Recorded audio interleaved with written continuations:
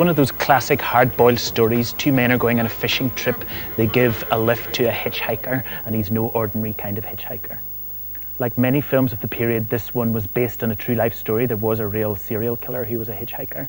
But there's one writing credit on the film that's missing, a guy called Daniel Mannering, who went on to write Invasion of the Body Snatchers. He wrote a good bit of this picture, but the reason his name isn't on the credits is because he was a lefty, and the studio boss at this stage was Howard Hughes, and he was a right-wing guy, so he hated Mannering and wouldn't let his name go in the picture.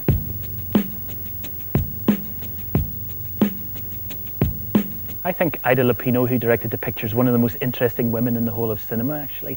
She was born in Brixton in 1918. Her mom went for an audition for a Hollywood film, and the mom wasn't given the part, but she, the teenage daughter, was. She went to America and soon became a star, as she called herself the poor man's Betty Davis.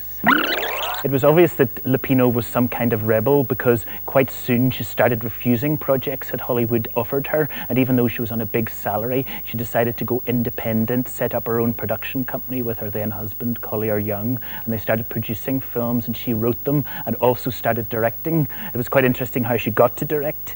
She was producing a film and the director had a heart attack after 3 days, and she just took up the reins.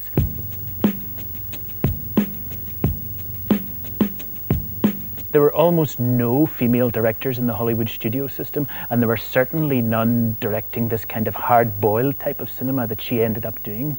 The sort of films that she made, this film and another one, The Bigamist, and several others, often took quite gritty, realistic stories, and this is a story taken from real life, and gave them a kind of dark treatment that Hollywood liked at the time. Extremely unusual.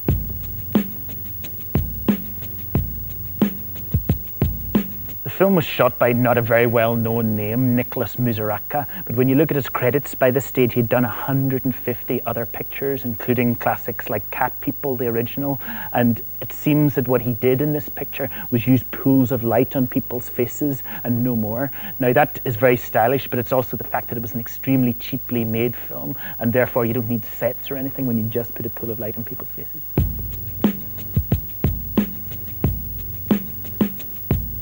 You probably won't recognize many of the actors in this film because it's a B-movie. There's Edwin O'Brien, he's one of the fishing men, but apart from that, there's nobody famous. But the guy who plays the hitchhiker himself is William Talman, and he plays it brilliantly, I think, because even when he's asleep, one eye stays open. It's a very kind of snake-like performance. And he wasn't very well known either, except that he was the first actor to lend his name to the anti-smoking cause.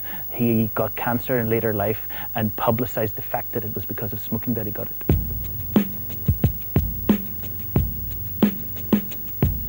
Nowadays, so many films are so long, 3 hours or more, it seems to be forgotten that one of the great things about cinema can be its economy, the simple, spare way of storytelling.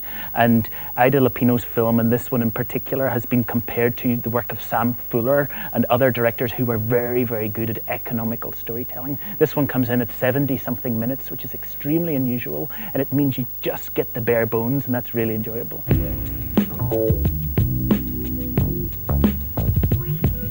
I think there are loads of reasons for watching this film tonight. The first is that it's very entertaining. The second is the fact that it's this uniquely historical film, the only time a woman directed a film noir. But thirdly, it's because they don't make them like that anymore.